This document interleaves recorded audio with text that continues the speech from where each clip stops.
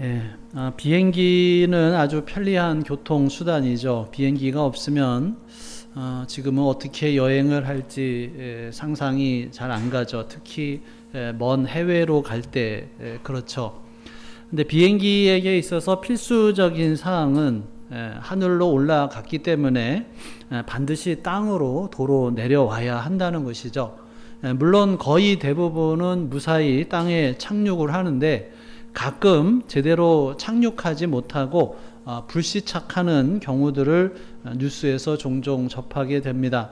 바퀴가 잘 펴지지 않거나 또는 엔진에 이상이 있거나 아니면 새대가 와서 부딪힐 때 문제가 발생을 해서 비정상적인 방법으로 착륙하는 것이 불시착이죠.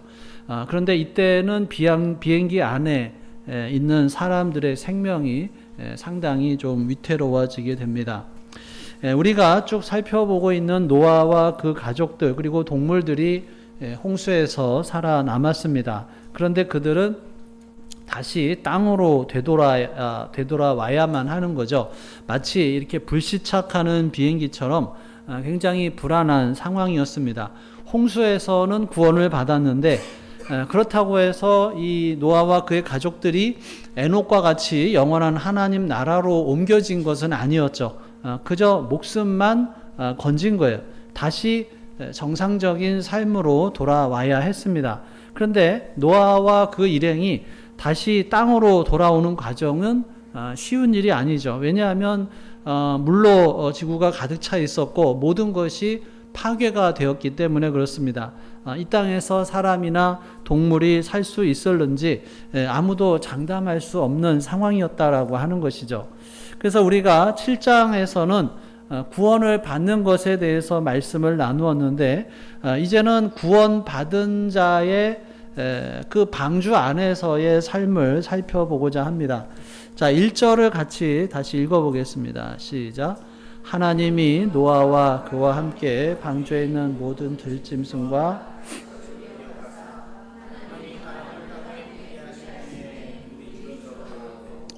하나님께서 홍수로 세상을 심판하셨지만 심판 뒤에 구원이 있습니다. 그런데 1절에서 우리가 두 가지를 발견할 수 있는데 첫 번째는 하나님이 노아와 그와 함께 방주에 있는 모든 들짐승과 가축을 기억하셨다. 하나님이 그들을 기억하셨다라고 하는 거예요. 노아와 그의 가족과 모든 동물들을 기억하셨어요.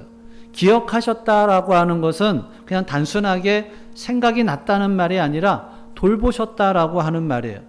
방주에 들어가는 것도 중요하지만 또 방주에 들어가서 사는 것이 또 중요하죠. 거기서 죽지 않고 병들지 않고 평안하고 안전하게 잘 사는 것이 중요합니다.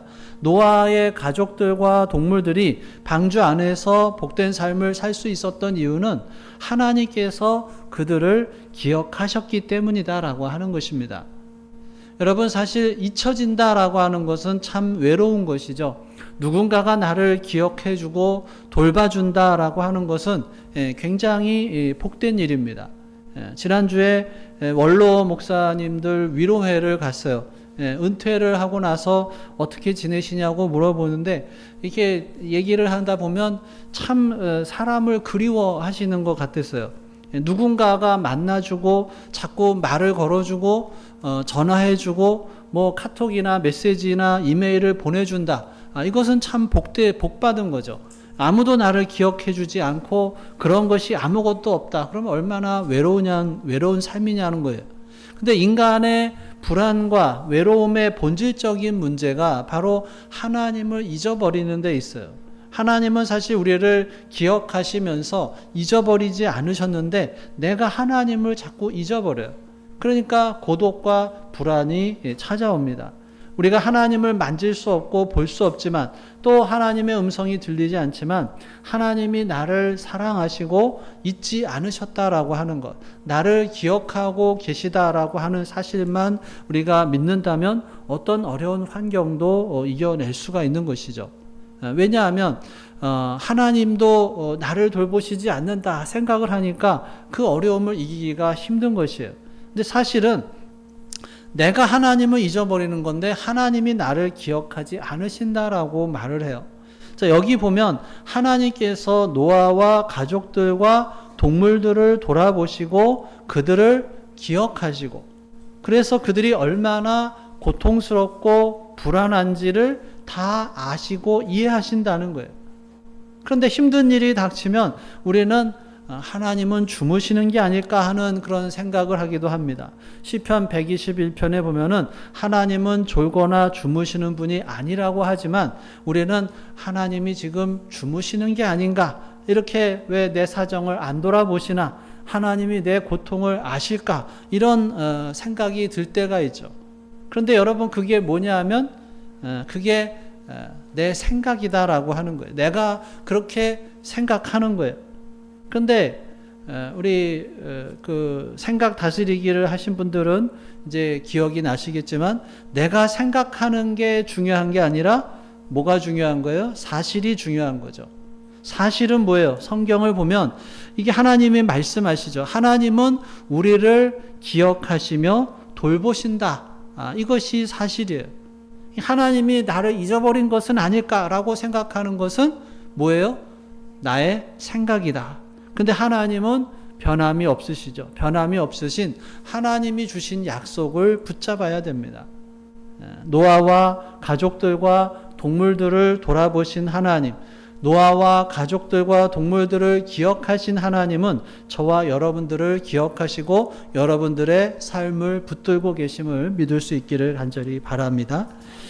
자, 1절에서 두 번째는 기억하사 하나님이 바람을 땅 위에 불게 하심에 물이 줄어들었고, 두 번째는 하나님이 바람을 땅 위에 불게 하셨다라고 하는 거예요. 그냥 바람이 불어서 물이 줄었다라고 하지 않고 하나님께서 바람을 땅 위에 불게 하심에, 그러니까 하나님이 하신 거예요.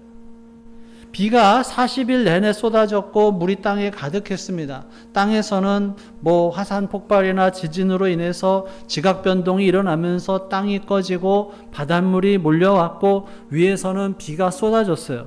그리고 150일 동안 물이 넘쳤다라고 되어 있습니다.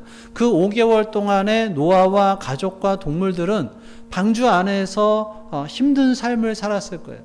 은혜를 받았어도 고통은 있는 거죠. 방주 안에서의 삶이 땅에서의 삶보다 당연히 더 불편했겠죠. 그런데 하나님께서 노아와 그 가족들과 동물들을 기억하셨기 때문에 바람이 불게 하셔서 물을 빼기 시작하셨다라고 하는 거예요. 바람이 물을 원위치로 가게 합니다. 하늘에서 왔던 물은 다시 하늘로, 땅에서 온 것은 땅으로 가게 하시는 거예요. 그러니까 우리가 볼 때는 하나님께서 아무것도 안 하시는 것 같아요. 방주 안에서 보면은 아무런 변화가 없는 것 같아요. 그런데 우리가 모르는 사이에 하나님은 뭔가를 계속하고 계시다라고 하는 거죠. 침묵하고 계시는 것 같지만 그 뒤에서 하나님께서 역사를 진행하고 계시다라고 하는 거예요. 하나님께서 잘못 계산하시는 것이 없고 늦게 오시는 것이 아니라 가장 적절한 때에 우리를 인도해 주신다라고 하는 것입니다. 미국에서 어떤 아메리칸 인디언들이 아들을 낳으면 강하게 훈련을 시키기 위해서 맹수가 우글거리는 숲으로 데려간다고 합니다. 그리고 숲에다 아들을 그냥 두고 하룻밤을 견디게 하는 거예요. 얼마나 그 어린아이가 무섭겠어요. 맹수가 우는 소리가 들려오고 캄캄하고 조그만 바스락 소리가 나도 깜짝 놀라게 되고 초긴장 상태에서 잠도 제대로 못 자고 눈을 뜬 채 밤을 새는 거예요. 그러면서 아빠를 원망할 수도 있겠죠. 내가 죽으면 어떡하라고 이런 위험한 곳에 나를 두냐. 그런데 시간이 지나고 동이 트고 그래서 해가 떠서 이제 숲이 조금씩 보이기 시작하는데 저 앞을 보다가 깜짝 놀라는 거예요. 왜냐하면 자기 아빠가 저 앞에 나무 뒤에서 창을 들고 자기를 지키고 있었다라고 하는 거죠. 하나님께서 우리를 어떤 위험에 던져 넣으실 때 네가 알아서 해라 하고서 내던지시는 게 아니라 지켜보고 계시다라고 하는 거예요. 우리를 훈련시키기 위함이죠.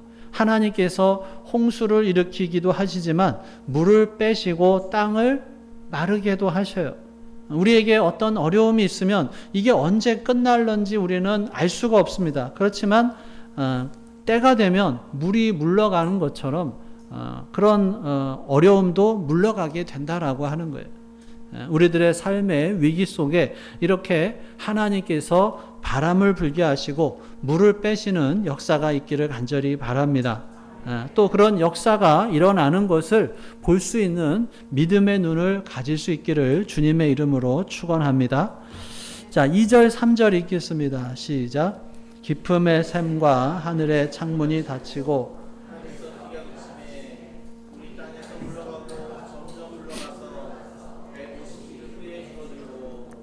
물이 어떻게 물러갔어요? 점점 물러갔죠. 한꺼번에 확 물러간 게 아니라 조금씩 천천히 물러갔어요. 홍수는 갑자기 왔어요. 그런데 물은 시간을 두고 천천히 빠집니다. 그러니까 하나님께서 어떤 일은 갑자기도 하시고 어떤 일은 천천히도 하셔요. 그럴 때 우리가 조급하면 안 된다는 거죠. 하나님이 빨리 가시면 빨리 가는 거고 하나님께서 천천히 가시면 우리도 천천히 가는 것이 최선의 선택입니다.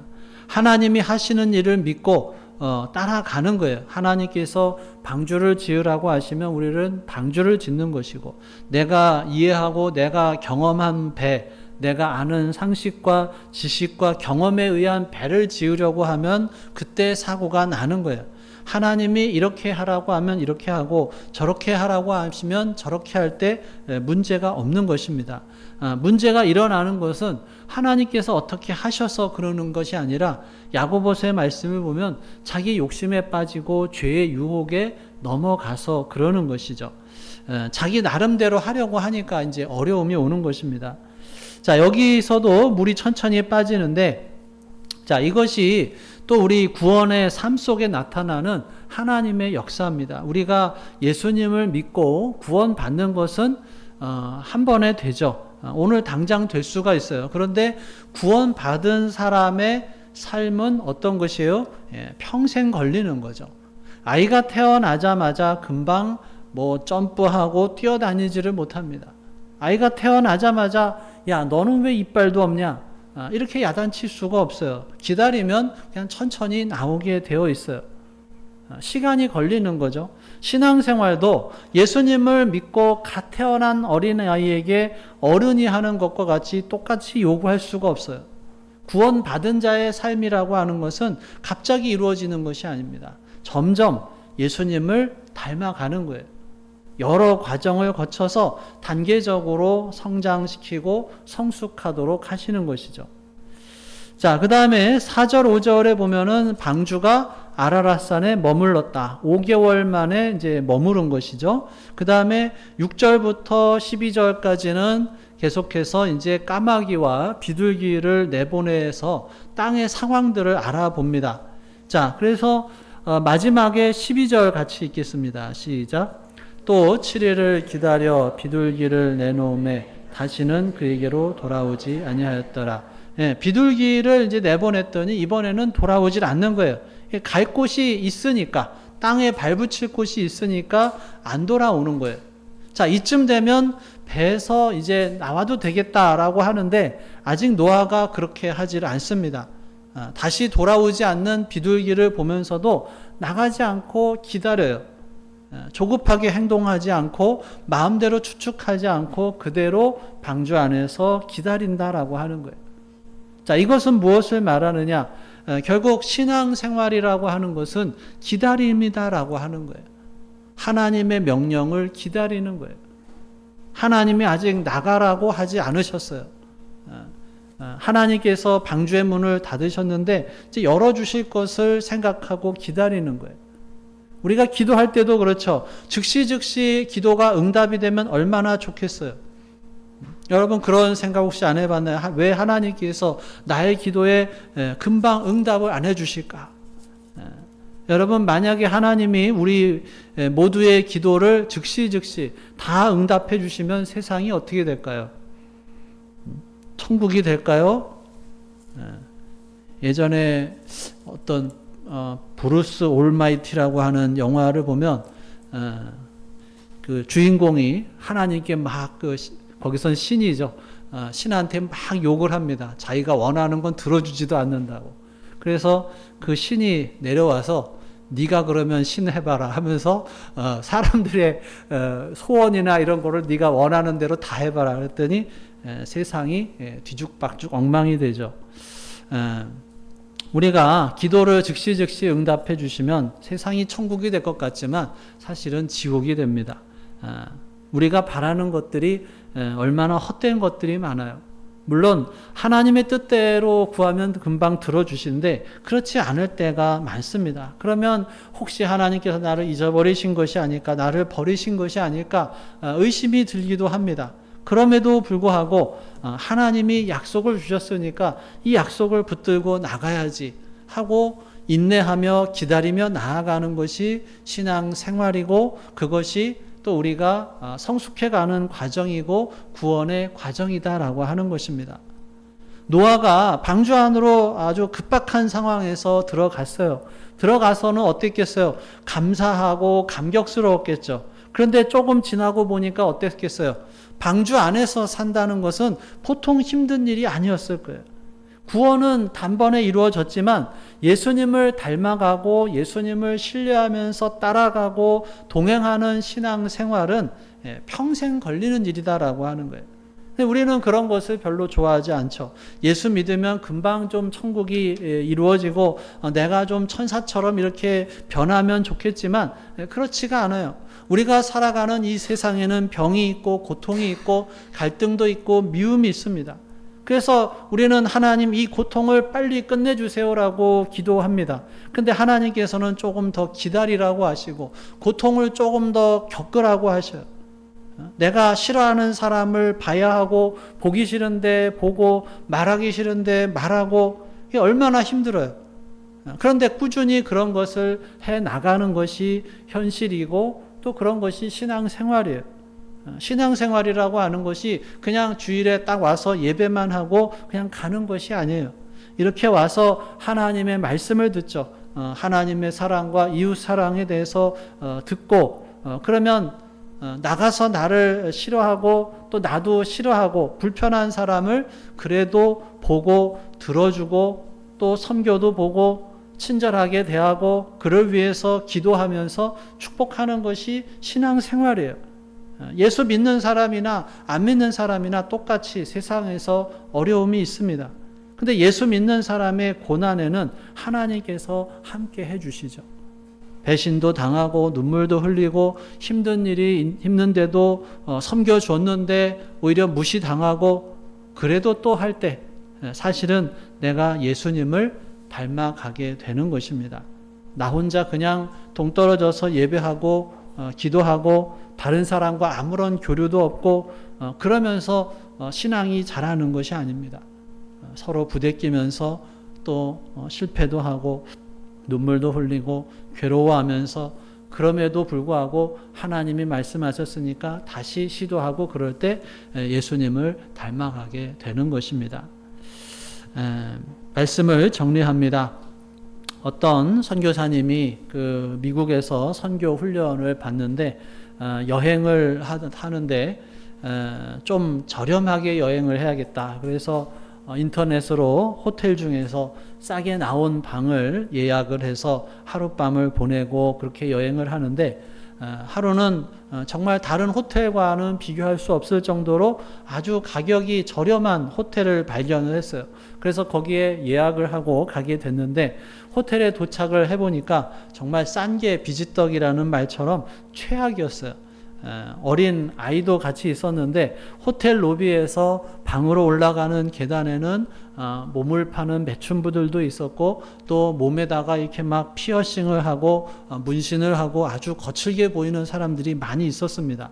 방에 올라가 보니까 아주 허름하고 벽도 얇아가지고 옆방에서 하는 소리가 다 들리고 침대는 삐걱거리고 한쪽으로 기울어져서 불편하고 화장실에 싱크대는 녹두스러 있었고 그래서 여기는 좀 너무한 것 같다. 그래서 또 밖에 위험할 것도 같아서 문을 이중으로 잠그고 다른 호텔로 옮겨야 될까 하고 이제 고민을 하는데 어린 아이를 보니까 아이는 전혀 문제의식이 없어요. 그냥 망가진 가구를 보더니 만지고 누르고 장난치고 기울어진 침대에서 누워서 떼굴떼굴 구르면서 재밌다고, 그러다가 얼마 안 돼서 너무 평안하게 잠이 들더라는 거예요. 자, 이 아이에게는 엄마 아빠만 있으면은 괜찮은 거죠. 거기가 어떤 데든지 상관없이 엄마 아빠가 있으니까 괜찮은 거예요. 만약에 그 자리에 엄마 아빠가 없으면 얼마나 불안하겠냐는 거예요. 아이에게는 엄마 아빠만 있으면 충분합니다. 모든 것을 알아서 인도해주고 공급해주기 때문이죠. 우리에게 하나님만 계시면 충분하죠. 하나님께서 알아서 인도해 주시고 공급해 주시기 때문입니다. 우리 하늘 하나님께서 우리를 기억하고 계십니다. 언제나 우리를 보호하시고 모든 필요한 것을 공급해 주십니다. 그래서 우리가 이 불확실하고 위험한 세상에 살고 있지만 우리가 불안해할 필요가 없는 것이죠. 하나님께서 밝을 때나 어두울 때나 항상 우리와 함께 하시며 지키시기 때문에 그렇습니다. 그 하나님을 우리가 신뢰하며 매일매일 한 걸음씩 나아감으로 언제나 평안과 기쁨이 가득한 우리들의 삶이 될 수 있기를 주님의 이름으로 축원합니다. 기도하겠습니다. 오늘 주신 말씀 생각하며 함께 기도합니다. 나에게 주신 말씀이 무엇인지, 또 내가 붙잡아야 할 말씀이 무엇인지, 또 내가 삶 속에서 적용해야 할 말씀이 무엇인지, 내가 견딜 수 없는 상황에서도 여전히 나를 하나님께서 기억하고 계시다라고 하는 것을 믿고 나아가는 우리가 될 수 있도록 오늘 주시는 말씀을 우리가 성령 하나님의 음성을 통해서 들어보겠습니다.